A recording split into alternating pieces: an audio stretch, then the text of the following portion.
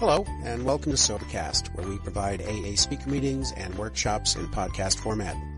We're an ad-free podcast, and if you enjoy listening, please help us be self-supporting by visiting Sobercast.com, look for the donate link, and drop $1 or $2 into our virtual basket. We hope you enjoy the podcast. Have a great day.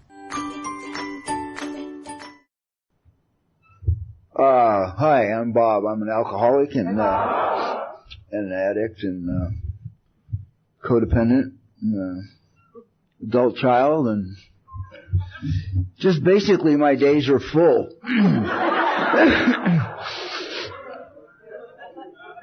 Which gives me, an advantage over the average guy who just kind of gets up and goes to work, and he doesn't get to have all these people talking to him all the time that I do. I went home one night. It's amazing how I hear things. Never mind. Anyway, I went home one night. I was very stressed out. I don't know what it was, over something. It was probably a relationship. It was back in that period where I thought that if I could just find her, everything would be all right. I'd be cruising the streets at 4 o'clock in the morning looking for her. I knew exactly what she looked like. She was 5'11", blonde, very beautiful. She'd be standing there in the street by her Rolls Royce. And as I came cruising by, she'd say, "You're the one I've been waiting for." And I'd say, "Yeah." And we'd go home and that would be it. It would be fine.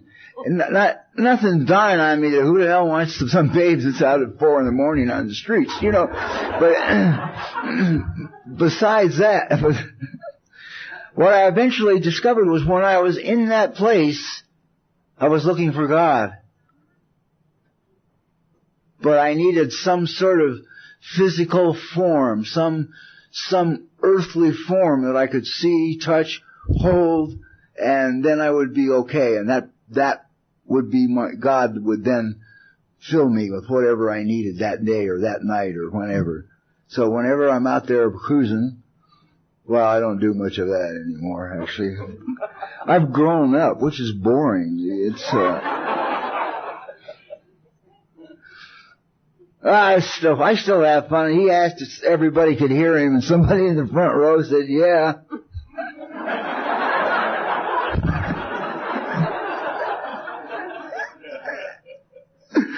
Oh, God, I love it, The alcoholic, it's always about us, right? Oh, God, never mind. Let's get serious.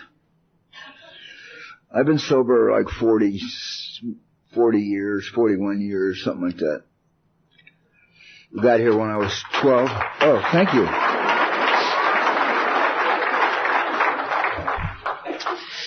Thank you. I do deserve the credit, too. Screw humility. You know what I mean? You make it this far, baby. You've been through some shit, let me tell you. Everything will be okay, but it doesn't mean that you'll never hurt again. So that's what I heard when they said everything will be okay. What I heard was you'll never hurt again. And then when I started to hurt and feelings began to come up, I didn't know what feelings were.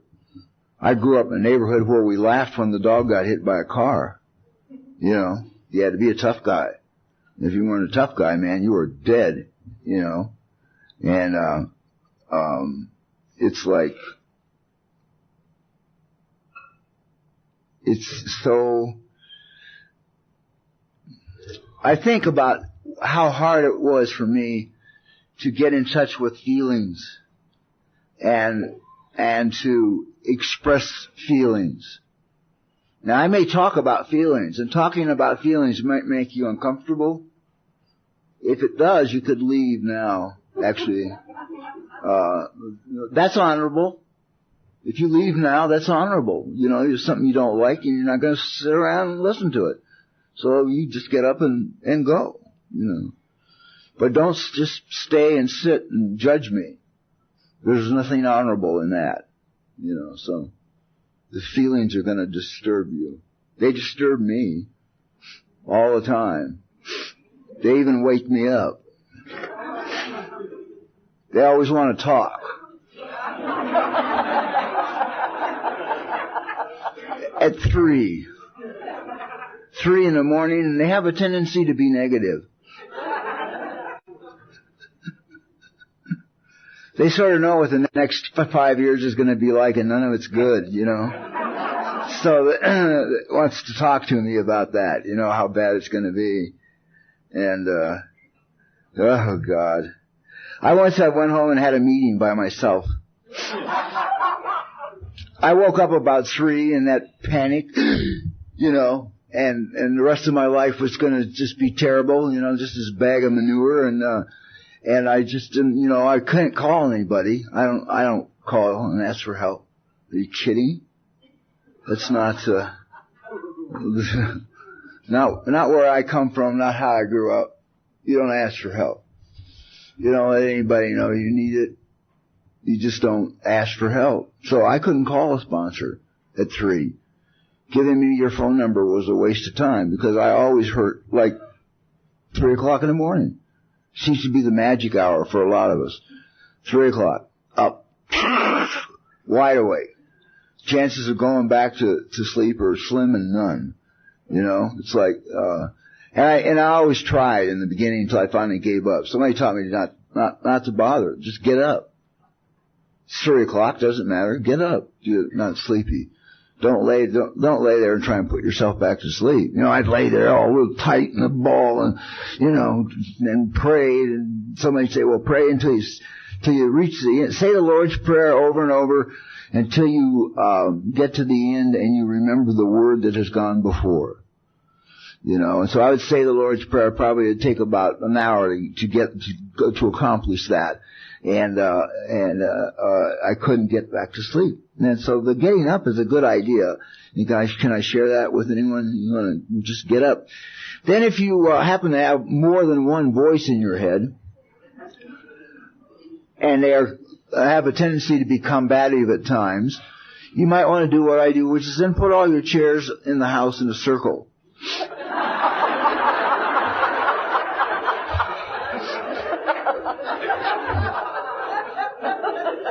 Get out the big book and have a discussion meeting. I mean, you gotta have a discussion meeting because something's troubling you, which means that you're in conflict. You know, something's wrong. So then you can, you know, as the leader, you pick someone to read the 12 steps, and you get up and move to that chair and sit in it. Eventually, I'll tell you, this one will tire you out and get you back to sleep. I also guarantee you'll wind up screaming at yourself. And it's the point that when you're screaming at yourself that you get it's pretty funny, you know. It isn't really quite as serious as perhaps you're making it out to be, you know. I can get that nuts over like an envelope from the IRS. I can't open it. Can you? You open that shit? I can't open it. I get nuts. I get nuts because I know what's in it. So you got like when was it Johnny Carson would, you know, read the envelope through his forehead.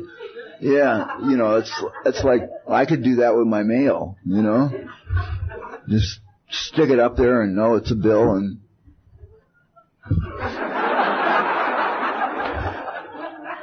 throw it away. Be responsible, you know, be the best example of AA I can be.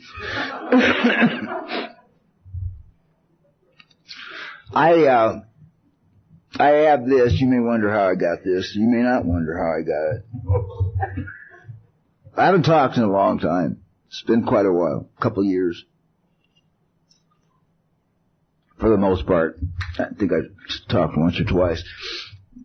This was supposed to be a small meeting, like, you know, 10, 12 people. Thank you for coming out for my coming out. I mean that. Thank you. It's been hard. I like speaking. I love speaking. Yeah, I wouldn't have told you that prior to AA or my first year. I would not have, you know, you said, you're going to be a speaker. You know, I said, well, let's see you. Get up before all those people and talk. And then I found out all you had to do is get up here. In the beginning, when you first started out as a speaker, all you got to do is get up here and lie. You know, I created a great story about my past. None of it was true, but it was funny. It was funny and sad. It had all the right ingredients in it. Made people feel stuff. So, someone just distracted me. Makes me smile, making me think about the heart and God. And anyway, I'm here. You know, it's like, this is from a car wreck. January 3rd, 2001. I'd had my daughter with me who was 13 then for about 3 weeks over Christmas and New Year's. Had a ball. We just had the best time. I tell you, it was one of those visitations that everything went right from the moment she arrived. And I was just on seventh heaven. Couldn't have been happier. And I had just dropped her off. I lived in Tarzana. You know, me and Jane. Oh, he can deteriorate quick, can he? Straight in the toilet, from heaven to the toilet. I had just dropped her off in Palm Springs and was headed back home. And this young girl, women, right? Our problems are always with women. What? What?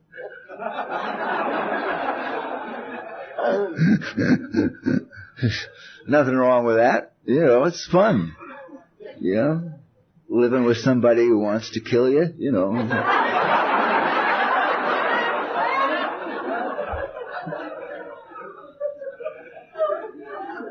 Keeps your adrenaline up, you know. And many of us are adrenaline junkies.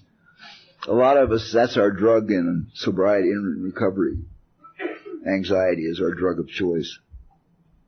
Yeah. And it's a good choice because you don't need anybody. You can be home alone in a chair and create it all by yourself. And it's kind of like, you know, being Star Trek, man. It's just go sit in the chair and away I'd go. I'd leave. Goodbye. See ya. We're going to mull this little problem over. Well, that's when you get the chairs out and put them in a circle. You know. It works. Don't, you know, it works. Anyhow, this young woman had a flat tire in the fast lane. I was in the fast lane, and I was doing about 55. I was so mellow from this visit with my daughter. I love her so much, and we had just had a love fest the time she was with me. I was just cruising along, you know, in fast lane, about 55, smoking a cigar, drinking a little Diet Coke, mellowed out, completely mellow. Just guides were passing me on the right, you know, and giving me that look, you know. I thought, you ought to know that I used to jump in the middle of people's hoods in intersections, you know, when I was first sober, so don't fuck with me.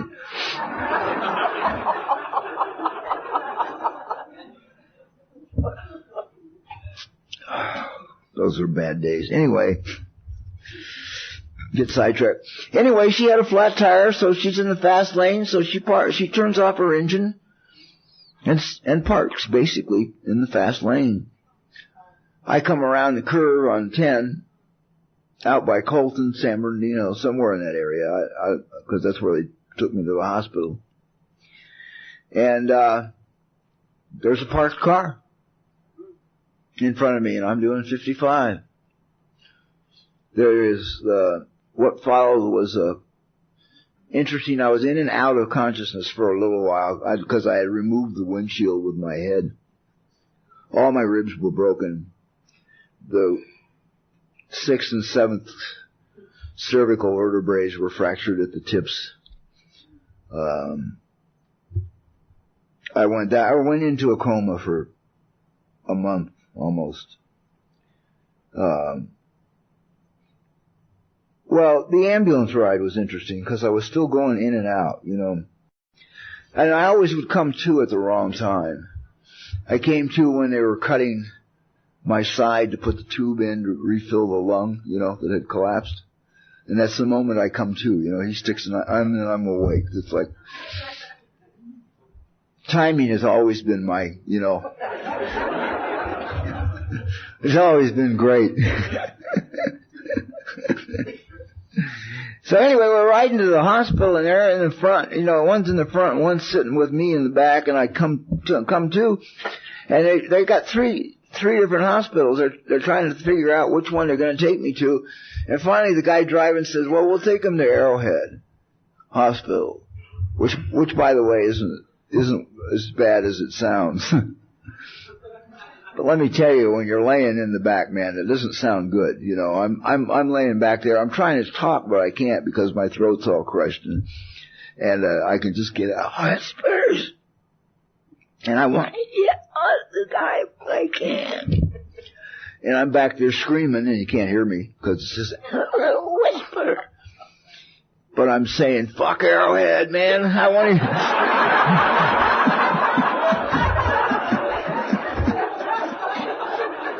I want to hear Cedars. I want to hear UCLA. I don't want to hear Arrowhead. You know, I'm hurt here, man. This isn't some bullshit busted fingernail. You know, Then I pass out again. You know, and then come to when they're sticking the knife in me to put the tube in. Like, oh, this is God. Then I was gone for weeks, and finally they brought my ex-wife in and my daughter and everybody to say goodbye. They were getting ready to put me in pieces and send me off to be transplanted in different people because my brainwaves took a dump and there was too much fluid and a lot of things. And my ex-wife, God bless her, she's very formidable. When she wants to be, she can make you head for the hills, let me tell you. And she convinces them that although we're divorced and she's remarried, that she still has power of attorney over my health decisions. Because we have the daughter. And we both feel it should be the other parent making the health decisions, because the child is involved, you know, and then she looked at the thing and she said, besides, just that drop in the brainwaves could just mean he's doing some thinking.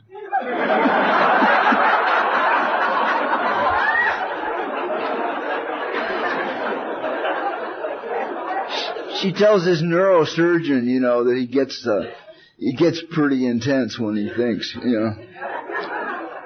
So she wouldn't let him carve me up, and they didn't, and I guess later, a couple of days, I came to. Now, here I am, 9 years sober, laying there. I've come out of a coma. The coma's fascinating. Coma's cool. I'll tell you that, you know, because you miss all that shit. When they're putting the bar in between your legs and putting the boots on and neck braces and, you know, when drilling holes in you and stuff, it's like you miss it all. You get none of it. You know, you're busy chasing your first ex-wife down the highway with the car in the coma, you know. And the best thing about coma, in a dream you wake up, you know, when you get to be too bad of a person, or at least I do. So, but in a coma you get to run them down. You know, you get to go.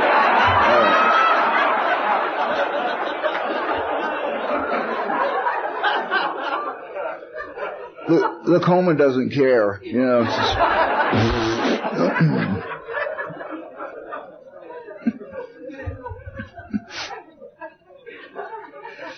well, you would think that I would say something spiritual. coming out of a coma like that and looking at how busted up I was and that I was alive and that my first words would be, some praise God, glory, hallelujah, something like that. But unfortunately, or fortunately, I'm an old television writer. I wrote television for about 25 years, and my opening line was, "That's a shit show. Would you change the channel?" My mind, always there to be supportive and helpful. Always positive, moving me forward down the spiritual highway.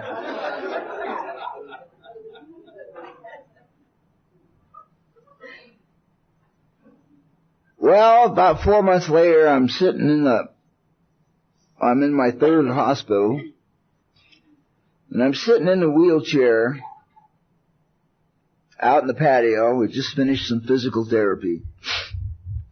We've gone through stuff. My hip had been fractured and the socket had fractured and everything was pieces in there, and they had just put it back together, where it came apart, they just put a screw in, or, or hung a clip on, or, hit it with a staple gun, or, it did look like a row of staples inside when I saw the x-ray. Scared me. It hurt much worse. I used a lot more painkiller after I saw what it looked like than I did before.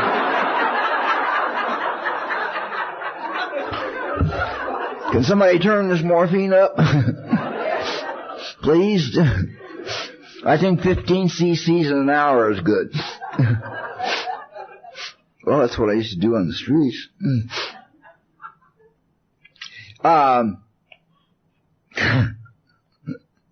Forgot where I was. I'll do that a bit. It's unfortunately, for the most part, it's names and numbers that I have trouble with. Oh, I'm sitting in this patio, and it comes back too. Don't you ignore me. I'm the highlight of and you're going to ignore me?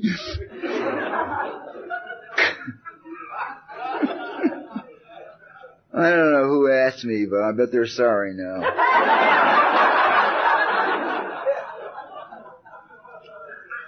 Oh, God.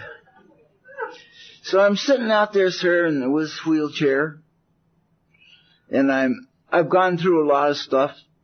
Ain't gonna walk. Well, gonna walk with a walker. First it was gonna be a wheelchair for the rest of my life, then it was gonna be a walker for the rest of my life. And it was then, when I was moved to the third hospital, it was the first one to ask me what I wanted. It's amazing. I could spend 2 or 3 hours on hospitals and nurses, and I'm probably going to write a little book, I think, for caregivers, because they we don't pay them enough, and they have a lot of reasons to be angry, but I think caregiver is the wrong term. Somehow.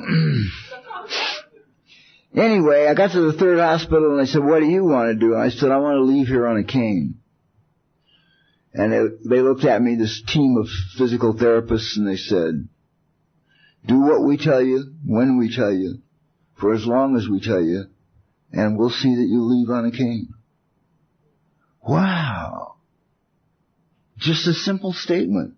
No big deal, no flags, no drums, trumpets, horns, nothing. Just a simple statement. You do what we tell you to do, and you get a cane.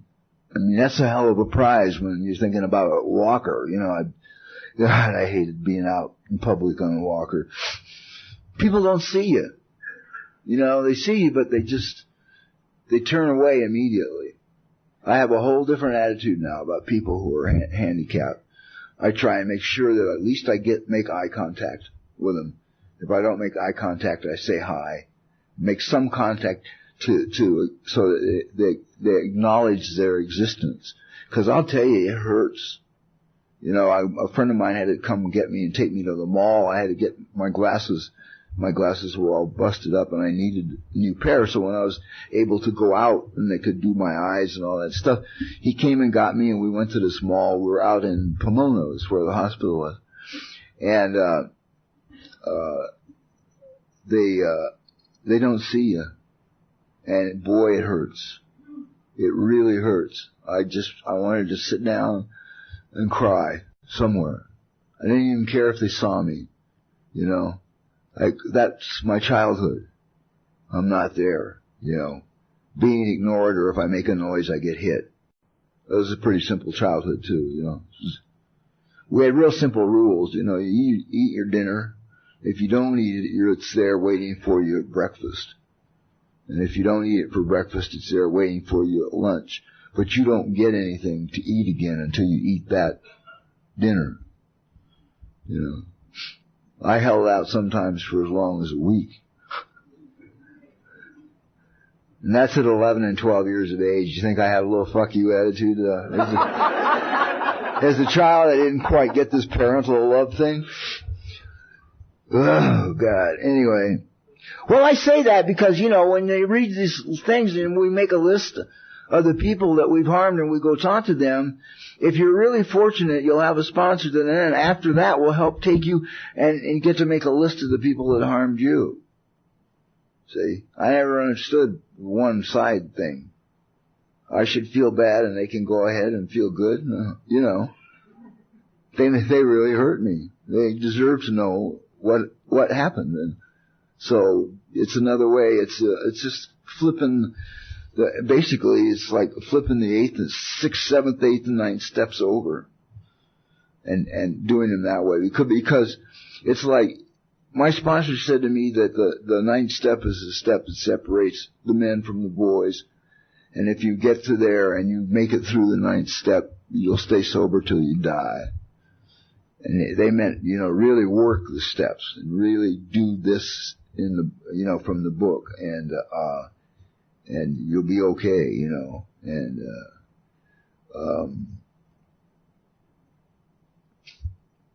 forgot what point I was going to make. The book, the steps. My glasses, no. I had moved on beyond that. I may not have informed you that I had, but which I guess is a little unfair, you know.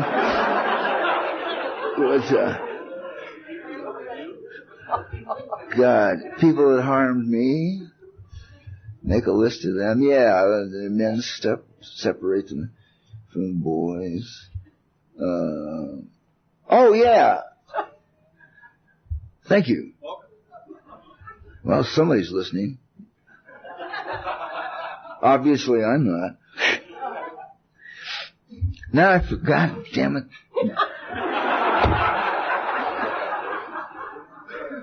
I remember when I was before the wreck, and I used to go give these workshops for psychologists and psychiatrists and people working in the addiction programs, and I was talking to this one doctor one night, and I said, you know, I got to get one of those overheads, one of those things that you slap a piece of paper on it and it shows it up on the wall behind you. And he said, why the hell do you want one of those? I said, because all you guys use them, you know, I mean, it's like professional, you know, make me look more professional. Then I don't have to tell them that I was thrown out of high school and they're paying me thousands of dollars to be here and talk to them. Which gives me great internal satisfaction. So he said, you can't have an overhead. I said, what? He said, you don't understand. He said, you'll put a piece of paper down that'll have something on it, some topic, and you'll be talking, and then you'll just turn left and go down some other path. And while you're going down this other path, everybody's looking at the thing on the wall. They want you to get back and tell them why the hell you put that up there and what it means. and you won't remember, so you can't have an overhead. I said, oh, okay. So I used to forget sometimes before the wreck, but it has been a problem since the wreck. And I hate admitting that, and I hate being less than perfect at the lectern. It's like after years and years and years of just dancing around up here and, bouncing and having a grand time to just forget what the hell I'm saying, and, it just sucks. Anyway. It took me a year after the wreck to accept the fact that I had been hurt really bad. Not just hurt, but hurt really bad. My therapist was trying to get me there. Friends were trying to get me there. You couldn't get me to go there. I wouldn't go there. I would not go there. I did not want to feel what it feels like to acknowledge it. I've been hurt really bad. I just didn't want to feel that, And if I don't acknowledge it, then it ain't there. I don't know how you live, but, it's my program. If I fail to acknowledge it, it's gone. It suddenly becomes invisible. And I lost my train of thought again. Heart? Oh.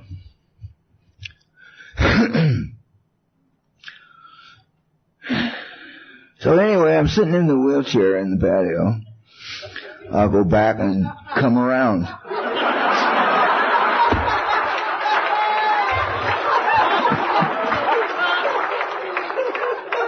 I'll sneak up on it from behind.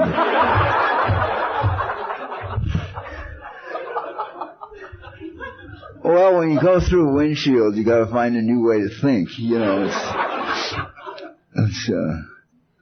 The brain builds up an excessive amount of fluid to protect itself, and what it does is make you forget where you are in your talk in AA.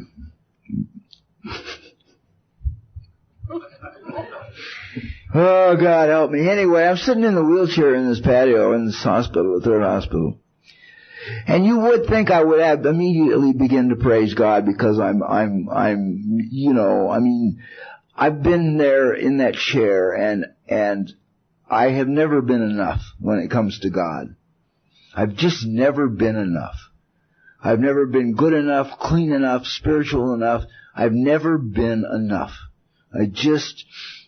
Whatever I do, if I'm driving down the highway and I make the curve there on Ocean and come out from under the bridge and then suddenly there's the Pacific Ocean and the sand and it's beautiful. It's just beautiful. And I come around and there it is and I look at it and I smile. It makes me smile. It's pretty things make me smile. Make me growl too, but they make me smile.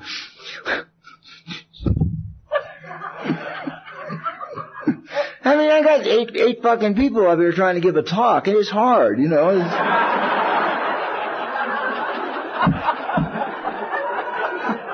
Everybody wants equal time, They all have a different point of view, which is really exhausting, God, I'm still in the wheelchair, still in the patio, it's terrible. Anyhow, I'm sitting there and I'm thinking, the ocean. So I'd see the ocean and it would make me smile and I'd drive on. And within 100 yards, I'm beating myself up. Now I've had a beautiful spiritual moment. I've seen God's beauty, the ocean, the clouds, the sky, the beach, and it's made me smile. I've had a beautiful spiritual moment, and my head is saying to me, you should have parked and sat on your fender for a while and drank it all in. See, there it is, one more time. I'm not enough. That it makes me smile. It's not enough. I got to do more. And, cause, and I'm tired of being not enough. This is when I thought this. So, I'm sitting in a wheelchair and I think, since the wreck, I have said one prayer for maybe 15 seconds, 20 seconds, and I've meditated once, in this 4-month period of time for peace and spiritual connection. One time, maybe 10 seconds. So total time is 25 seconds put in here, 15 praying and 10 meditating. And that's all I've done for the 4 months in the hospital. You got to know what I was going through.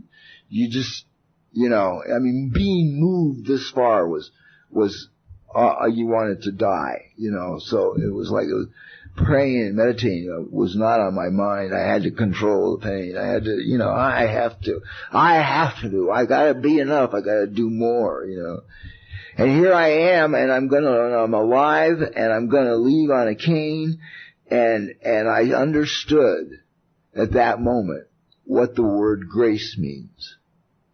I thought of the prayer, footsteps, about where there's the 2 sets of footsteps on the beach. God is showing this guy his life, and then suddenly there's only one set. And the guy's saying to God, well, look at this, in my worst crisis, you abandoned me, and leave me out there alone to struggle. And God said, no, that's when I was carrying you. And I'm sitting and I'm alive. I'm alive. One small prayer, 10 seconds of meditation, and I'm alive. And I was supposed to die. And I'm going to have a cane, and I'm not supposed to walk. And I'm a miracle. And I truly understand the grace of God. By grace, I'm going to be, this. You can make up your own scorecard and figure out whether or not it was worth it. Like I want a cigar right now. They got me a stool I could sit on if I wanted to, if I get tired up here, and because the hip started to fall apart after a year, and it took them about 6 months to figure out it was falling apart, and they replaced it not too long ago. Just a lot of fun. I've just had so much fun. That's being facetious.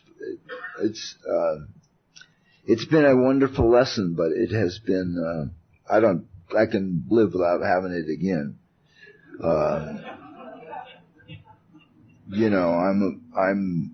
I'm a kid from the streets, man. I don't, the problem I had with Board of Criminal Psychiatry in California was, I didn't know fear.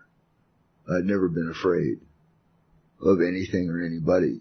Didn't matter how big they were going to go down somehow. So, I gotta beat this, Well, 40 years of sobriety, my God. Let me tell you. So, obviously, I misinterpreted the fact that you weren't gonna hurt, that everything's gonna be okay means you'll never hurt again. So, I've learned something at this late stage. See, hear that voice? You're getting old and you're forgetting things and you shouldn't have agreed to do the talk. And that's what I'm listening to while I'm talking to you, This sick fuck is just up there going, And all I want to do is get through the talk, It's like, maybe I could put some of these chairs in a circle up here and I could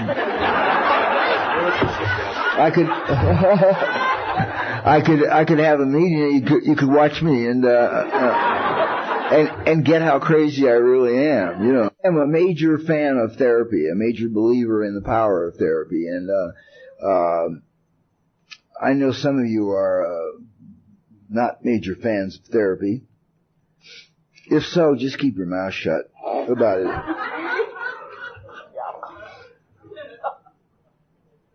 You walk that golden path, the first 164 pages is a big book.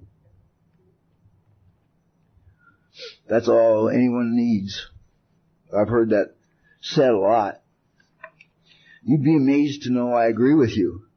But if you had read the big book, you probably wouldn't be saying the first 164 pages. Because on page 133, that's for anybody that's having more trouble with math than I am, that's under 164, comes before. But this does not mean that we disregard human health measures. God has abundantly supplied this world with fine doctors, psychologists, and practitioners of various kinds. I don't even want to guess what Bill meant by practitioners of various kinds. I mean, you gotta remember him and Dr. Bob used to hit the Ouija board after meetings, you know. Bill was a good friend of Arthur Ford's, the psychic, before Arthur came to the fellowship and got sober, you know. So I have no idea what he means by practitioners of various kinds, but you can bet it would make a lot of people turn white. Do not hesitate to take your health. This is so unclear. I can really understand why these people don't get it. Do not hesitate to take your health problems to such persons. Most of them give freely of themselves, and their fellows may enjoy so that their fellows may enjoy sound minds and bodies. And I lost my place reading.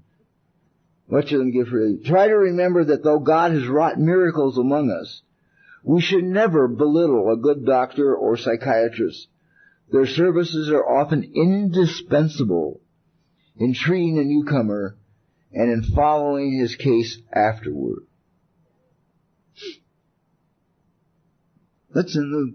How could they do that to you guys?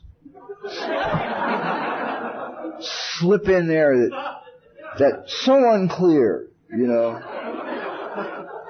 Do not hesitate to take your health problems to such persons.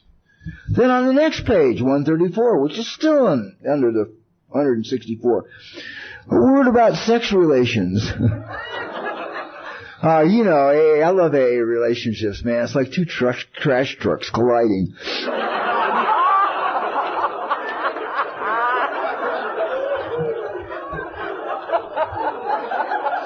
Well, it is. And your role in the relationship is to pick through and find out what trash is yours and what's hers. You know? And then you'll be okay. You'll have a good relationship. You get in a lot of trouble when everybody's, you know, working on, caring, or apologizing for the other person's trash. A word about sex relations. I don't know who wrote this. It wasn't me or anyone I knew well, drunk or sober. Alcohol is so sexually stimulating to some men that they have overindulged.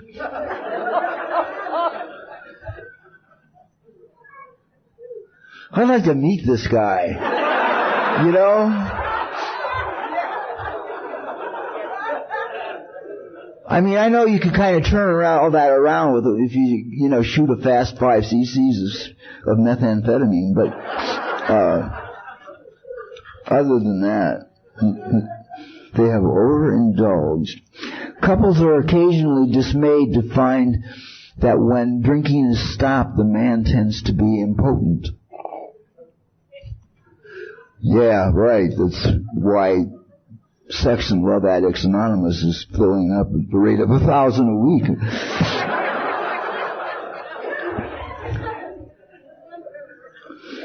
Unless the reason is understood, there may be an emotional upset. Is that great? They're still probably sitting around talking about, you know, the crazy wife chasing the guy around the house with a skillet, you know.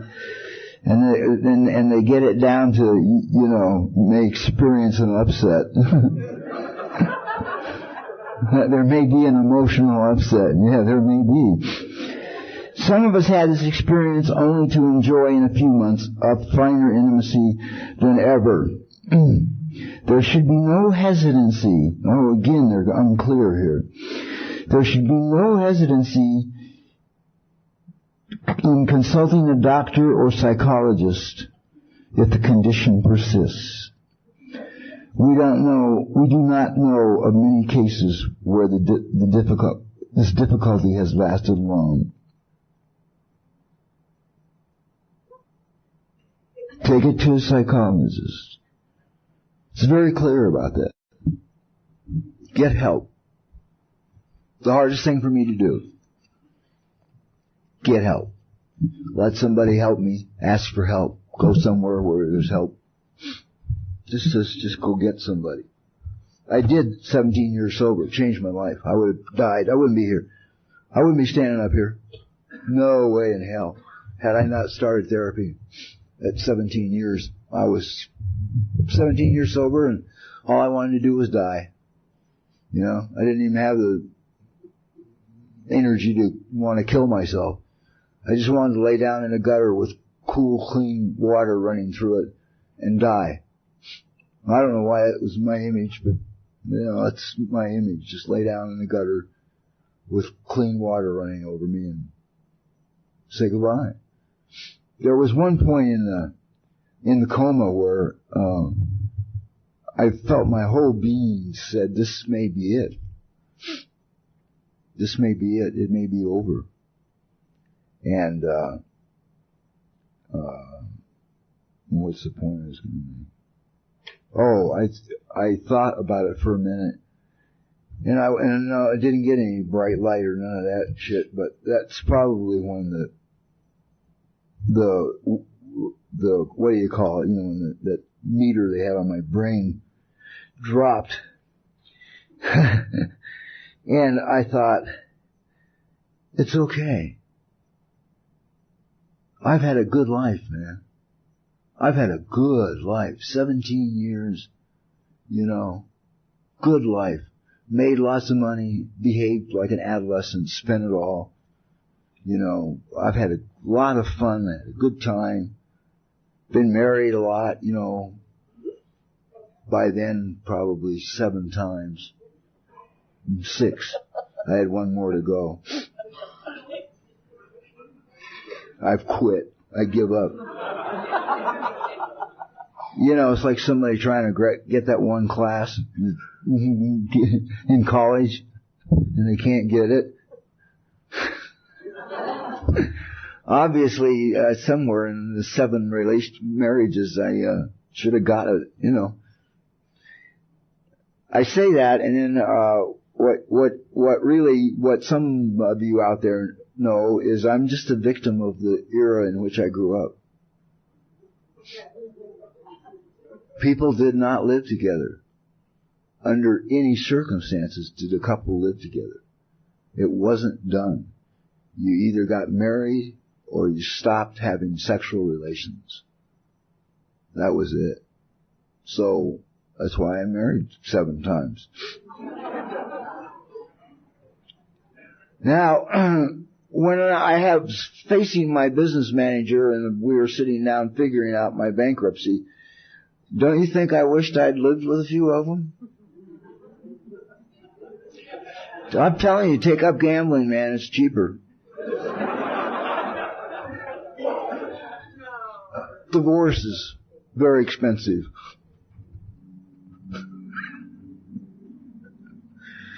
Forget that. What time is it? Can I sit down or fall over or whatever? What time is it? It's almost 4. Oh, almost 4. So we started at 3. Okay, a couple of more minutes, I guess, here. Oh, a bear. Well, yeah, that's because one time I had as many as 70 bears. I remember my daughter, when she was about 3, we went around the house and we talked to each bear to find out which ones wanted to go live at the battered women's shelter. So they could be there for the mothers and the children. And, I was heartbroken. Some of my favorite bears wanted to go, you know. And you get into this stuff with a kid, you gotta go all the way. You know, you can't give it up. So I had to take about 6 of my favorite bears in among the other 15 or so we picked out for the kids at the center. Yeah. I love teddy bears. Teddy bears make me smile. You know, anything makes me smile. If I'm smiling, I'm in a good place, you know. It's coming from, I don't know how to do a fake smile. You know, I mean, I can't pull it off. It says you're dead. You know, I try a fake smile and it says you got 3 minutes left. And then I'm going to kill you. So, you know, what an incredible adventure this has been. 40 years. What an adventure. I have made major mistakes. I have spent $1 million. Went through it like water. It's amazing how fast you can go through that. Well, you gotta throw in the divorces. They got their share. I have my best friend who lives over here in Lake Tahoe now, so I get to be close to him. He called me one night, 3 o'clock in the morning. Of course it was 3 o'clock in the morning. He was awake, so I figured I should be awake. He called me, he says, "Hey, you awake?" I said, "Well, you know, now I am, asshole." He says, "I think we ought to take a trip around the country and visit our furniture."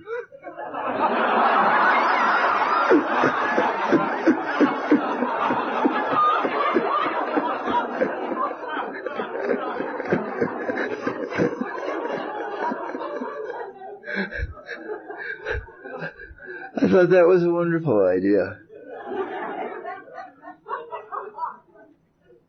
Shared it with a gal who was a dear friend of mine, and was a dear friend when I was in the hospital. Oh God, she was great. And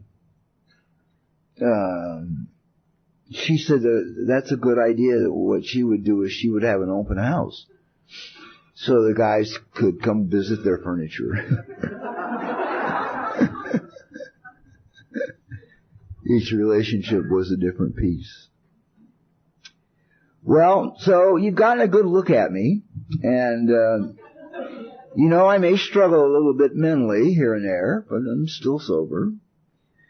You got to see who I am and what it's about, and you got to hear me ramble and babble and forget where I was and all of that. And I'm still here. I'm still sober. So I am enough. I'm enough.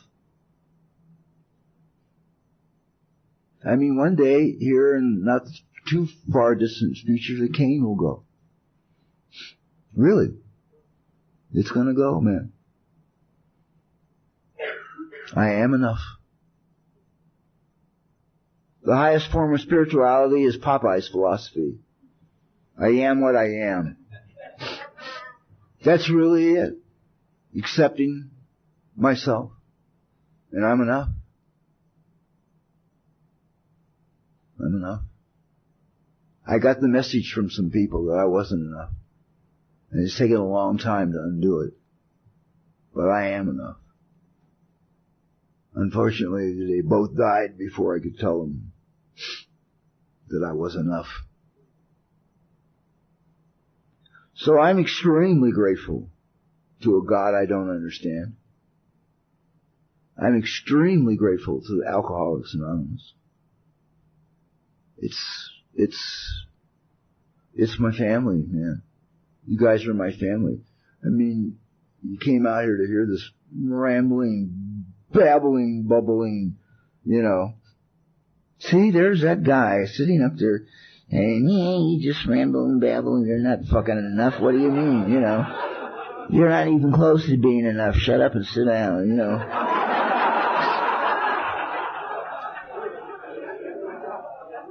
Well, you know, I hope your days can be as full as mine.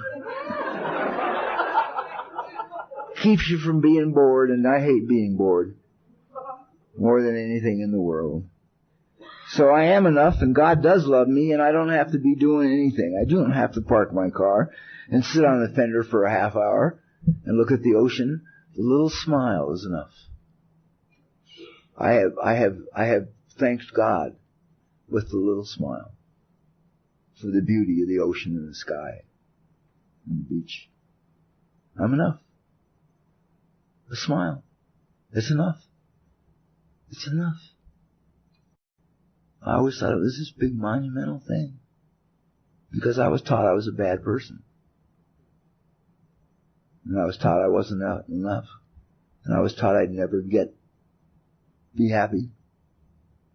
You know, all this was laid on me by a mother I'm a battered child.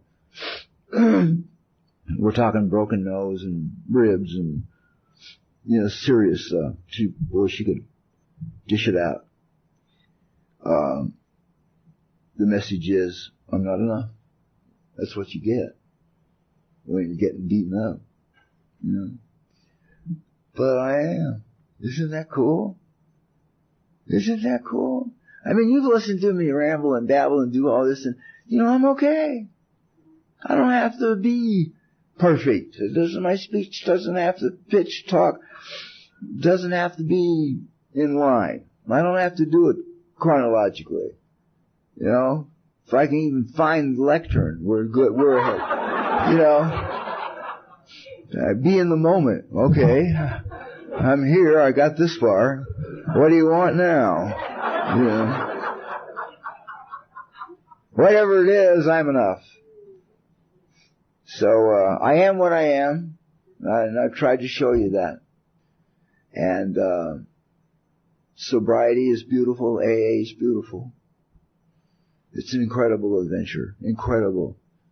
Enjoy the adventure, and you are the way you are right now, and you couldn't be any other way this moment based on the experiences you've had up till now. There's no way in God's earth you could be any different this moment than you are based on the experiences you've had up till this point. No way. There isn't any way you could be any different. So you are what you are. I am what I am. That's what it is. So thank you for coming out, for my coming out party. And, I wish you as much fun as I have had. And it's alright, you can pull the blinds or not pull the blinds when you go home and have the meeting. But that works. It really works. Trust me, I want to hear from you.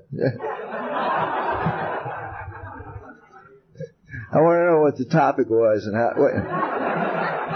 See, you come in here with all these problems and you worry about telling them to us, you know, that we're going to get upset or you're going to scare us or you're going to, you know, disturb us, you know, but you got to understand your problems don't bother us. I mean, your problems don't bother me anyway, not a bit. What bothers me is your solutions. You know. Your solutions to your problems scare the hell out of me. You know. Well, I used to think the way to end a relationship is she should die. And then you'd feel sorry for me. I'd be a widower. She'd be gone, and I could go on and, you know, look for the next person. Well, I mean, that's me. That's me, and that's how it was. That's how it was. Anyway, I really love you guys. It's a good family I belong to. It's a good family you belong to. And it's okay to be a little nuts, you know. I wouldn't hesitate to have a meeting by myself. It's so much fun. You wouldn't believe how much fun it is. You know, if you want to stop this whenever it's giving you its opinions, what I say to mine is, what's your source of information?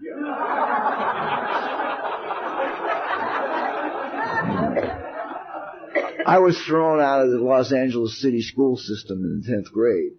The system, not a school, but the entire system. I had problems by the time I was 15. My. It's like, you know, this thing so hasn't read many books and doesn't know much. Well, it's actually read a lot of books and does know a lot. But it's the fuck's the point I'm trying to make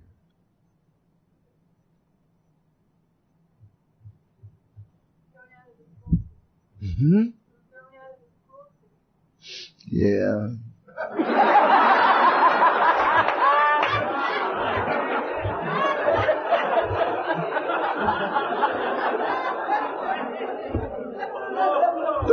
The point I'm trying to make is that my mind comes up with just powerful opinions about things that's willing to die to protect this opinion that it has come up with from the air. You know, it has no information. It's got nothing valid, you know, but it has an opinion on nuclear physics, you know. Well, that son of a bitch is wrong. This guy on the Sunday morning show, you know. So when it's really beating you up with opinions, ask it what its source of information is. And it'll shut up. It's embarrassed when you catch it, you know. And don't listen to it when you wake up. My mind waits for me to wake up. Sits on the headboard. When I open one eye, it says, oh, good, you're awake. I want to talk to you. Then it tells me that I didn't get enough sleep. Probably going to lose my job. I haven't handled my money well. I probably have enough for 6 weeks. Then I won't have any place to live. I'll be in the goddamn streets broke 6 weeks from now. And that bump on my knee isn't really from hitting the coffee table. It's bone cancer. And you're gonna die. That's basically what my mind says to me in the morning, you know. And then people wonder why we aren't morning people. You know? I gotta get up, that's the first thing I get to listen to, you know. I'm dying of cancer, I'm losing my job, and I'm gonna be homeless, you know. And on that note, thank you for sharing this moment with me. God bless you.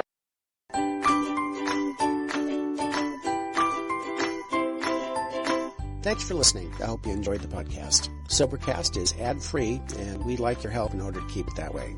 So if you'd like to help us be self-supporting by pledging $1 or $2 a month, visit Sobercast.com and look for the donate links. Thank you very much.